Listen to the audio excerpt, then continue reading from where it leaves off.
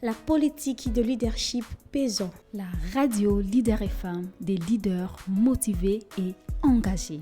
Au cœur du leadership changeant, votre radio vous guide aux ondes paisibles. Radio Leader FM. Vous écoutez la radio Leader FM.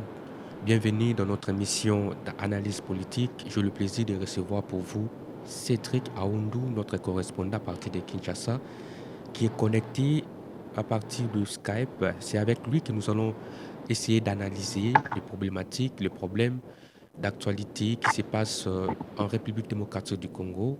Je dis bonjour à Cédric. Bonjour Yannick.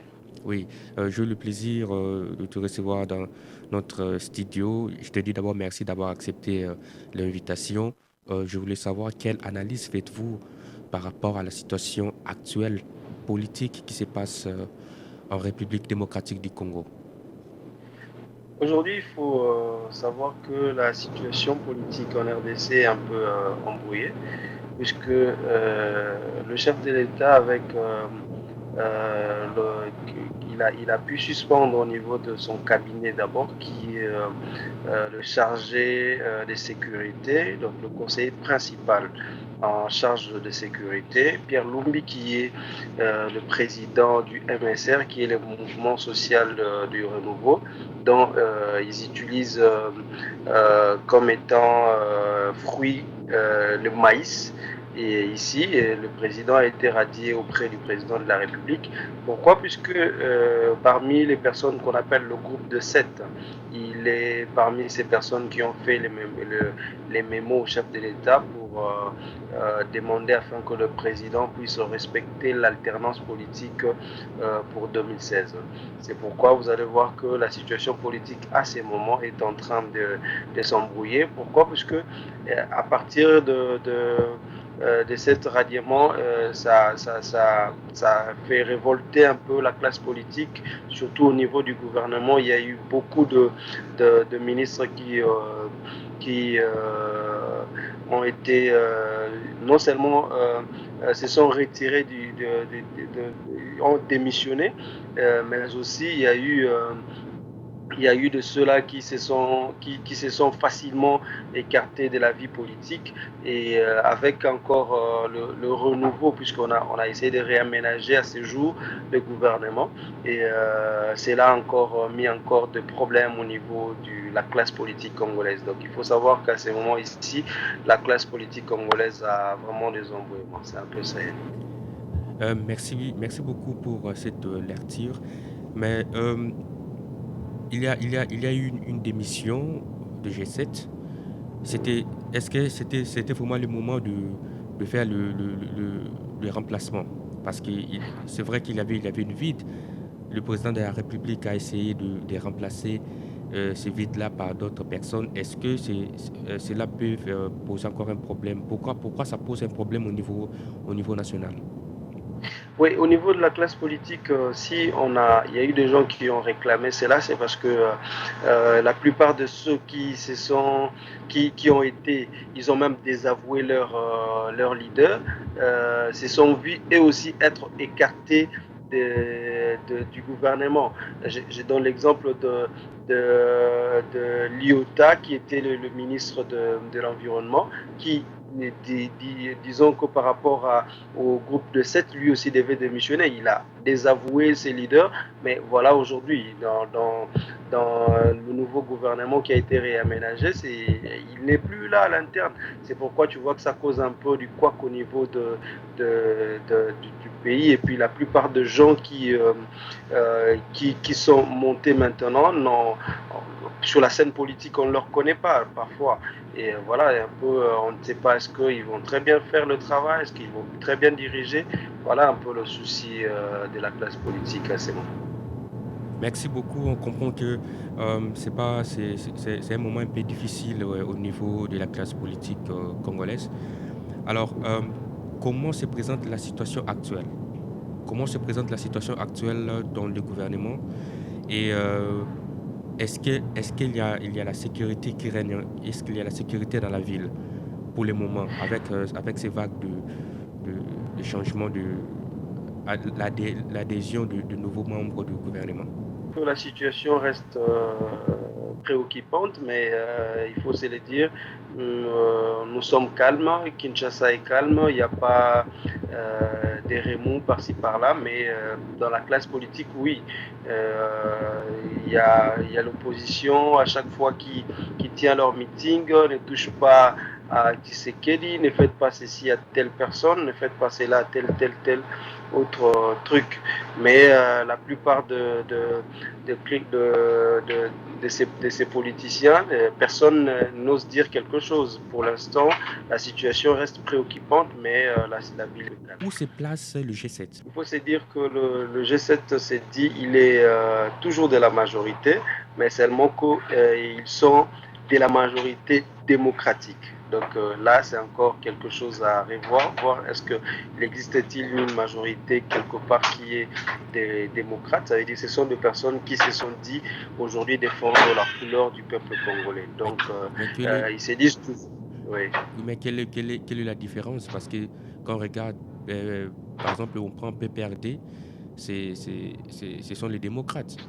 Ils disent que ce sont les démocrates. Est-ce que être majorité démocrate, cela veut dire quoi? Bon, leur explication ne passe pas auprès des oreilles des Congolais, puisque ici on ne sait que quand on n'est pas, même la Bible le dit, donc quand on n'est pas froid, il faut être chaud.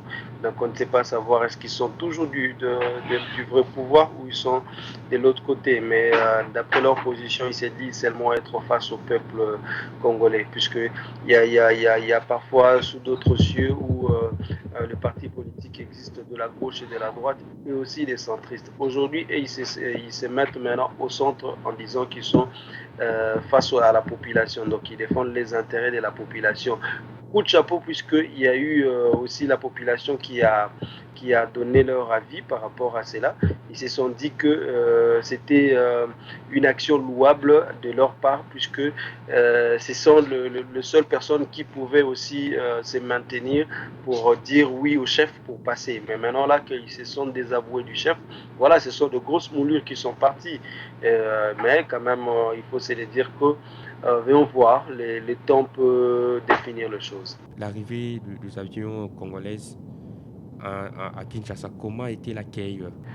Il y a eu un accueil chaleureux au niveau de l'aéroport de Njili qui, du reste, le Premier ministre lui-même avait fait son déplacement vers l'aéroport pour accueillir cet avion qui, du reste, nous a manqué pendant un bon bout de temps. Ça a été retenu au niveau de l'Irlande, puisqu'il faut se dire que notre problème avec l'Irlande, c'était juste à une dette qui date de longtemps. Et voilà, ils ont profité derrière l'arrivée de notre avion au niveau de là-bas et ils ont retenu cela. Et voilà, maintenant que ça a été libéré, après que le Congo, après que plusieurs tractations a été faites entre le gouvernement et les Irlandais, aujourd'hui, voilà, l'avion a repris marge. Donc il faut savoir que la nouvelle compagnie aérienne nationale de la RDC a finalement obtenu l'autorisation de décoller en Irlande et où il a été bloqué tout au long pendant un mois par la justice. Je rappelle encore, c'est une saisie conservatoire à la demande de 2 sujets américains qui ont réclamé pratiquement leur créance à l'État congolais. Et voilà, l'avion peut donner maintenant repartir à Kinshasa. Donc c'est arrivé déjà à Kinshasa aujourd'hui et cela a été reçu par le Premier ministre congolais. La compagnie va d'abord travailler ici en RDC, au niveau de province et puis au niveau de la capitale. Mais Congo Airways est déjà opérationnel, quoi. Et il faut rappeler aux auditeurs que c'est une affaire de concession minière, les titres retirés à la concession Minico. Mais l'État congolais s'est relevé insolvable depuis 2007. Il n'a payé que 1,3 million de dollars sur le 11,4 millions exigés par cette compagnie minière. Et voilà, c'est la troisième tentative menée par les responsables de cette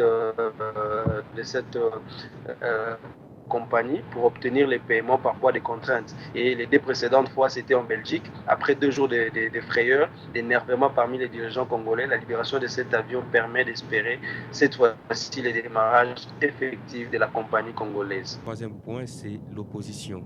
Parlons de marche de l'opposition, du meeting de l'opposition organisé le 15 septembre 2015 à Kinshasa, précisément à Saint-Thérèse.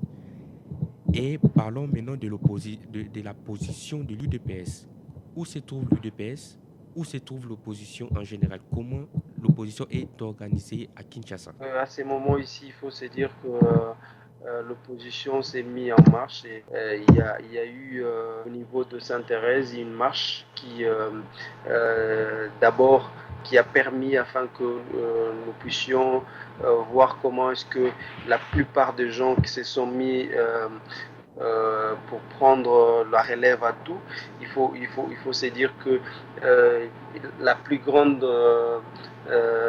marche de l'opposition, c'est ce qui s'est fait au niveau de Sainte-Thérèse, puisqu'il y a eu beaucoup de leaders maximaux, Vital Kamerhe, Martin Fayulu, il y a eu vraiment beaucoup de gens qui étaient là dans cette marche-là.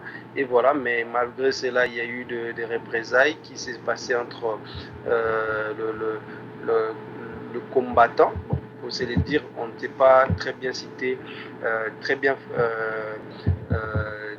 donné l'information puisqu'ils se sont réservés. Oui. Mais pendant cette attaque-là, il y a eu quand même des morts. Quelle est la position du ministre de l'Information, Mende? Oui, le ministre a démenti en disant que ces personnes n'ont jamais été envoyées par le pouvoir pour réprimander ces attaques-là et de réprimander la marche. Et il y a eu la plupart de militants qu'on a vus, qu'on appelle maîtres, de personnes qui sont toujours dans la sécurité du service du PPRD. Et voilà, on a vu ces maîtres-là intervenir pour dissuader les personnes qui étaient là. Mais voilà, il y a eu mort d'homme, il faut se le dire. Mais on ne s'est pas précisé effectivement si c'était combien. Mais le ministre Mende a démenti cela, qu'il n'y a pas eu attaque de l'autre côté.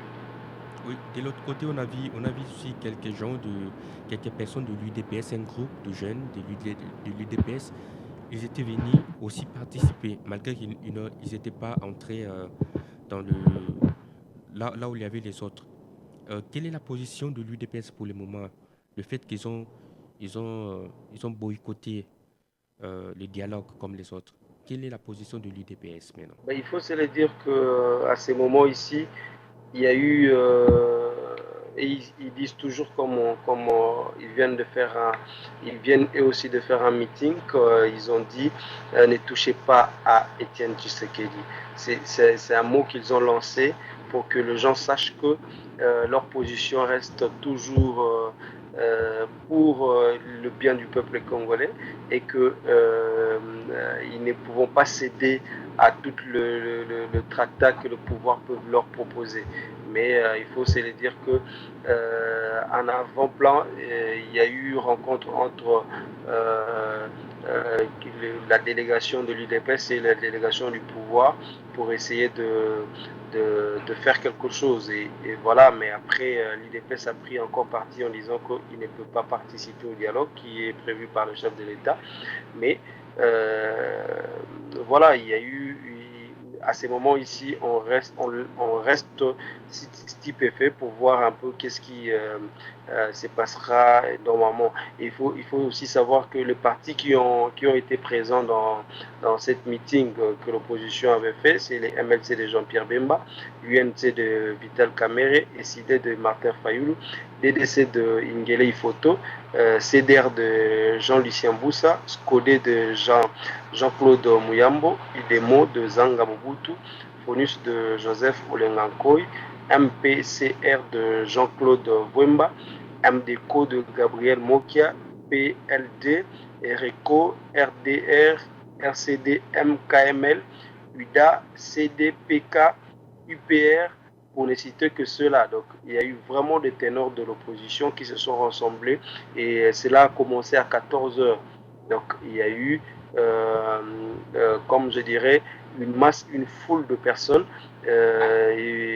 Comme le secrétaire de l'UNC a lancé même dans son allocution que nous sommes réunis aujourd'hui à la place Sainte-Thérèse pour dire encore une fois non au dialogue, du glissement et oui à l'alternance démocratique. Il faut se dire que c'est ce qui a poussé cette opposition à faire mot. Merci beaucoup. Merci Cédric, merci pour cette analyse. Je rappelle aux auditeurs de la radio Leader FM, vous suivez l'émission Analyse de la semaine avec Cédric Aoundou à partir de Kinshasa.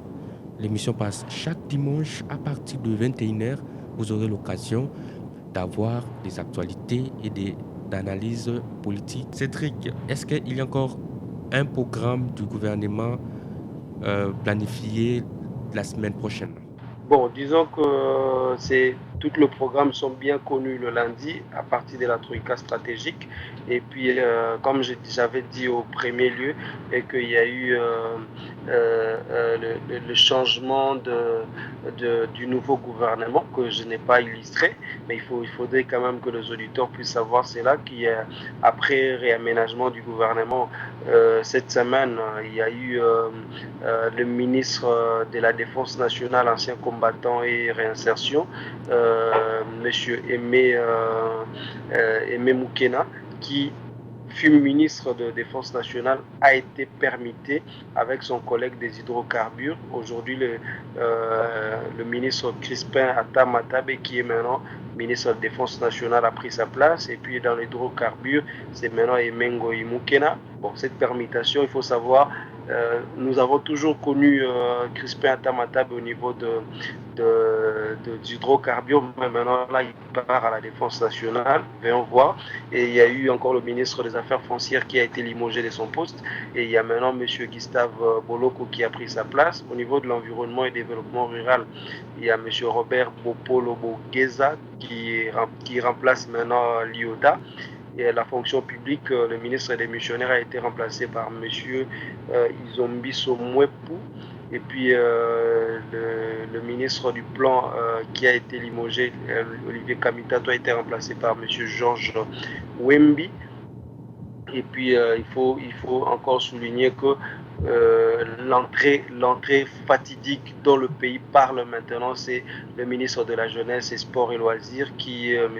Denis Kambaye. Aujourd'hui, il prend la place du ministre. Et puis, côté genre, famille et enfants, c'est Madame Lucie Kimpele Aki qui remplace Bijoukat. Et peut-être 2 entrées encore dans le vice-ministère du Plan. Il y a M. Franklin Chamala qui a pris la place. Et puis, dans le voie et communication, M. Simplice Ilunga. C'est un peu ça, c'est qui est l'information du nouveau entrée du gouvernement. Mais pour la semaine prochaine, je pense que les auditeurs de la radio Leader FM vont comprendre que nous allons prendre les actualités et nous allons leur donner. Merci beaucoup pour l'analyse de la semaine. Je vous rappelle que nous sommes en direct de Kinshasa avec Cédric Aoundou, notre correspondant. Il va commencer à nous donner les analyses de la semaine chaque semaine. L'émission passe chaque dimanche à partir de 21h. Nulle part ailleurs, c'est sur Leader FM.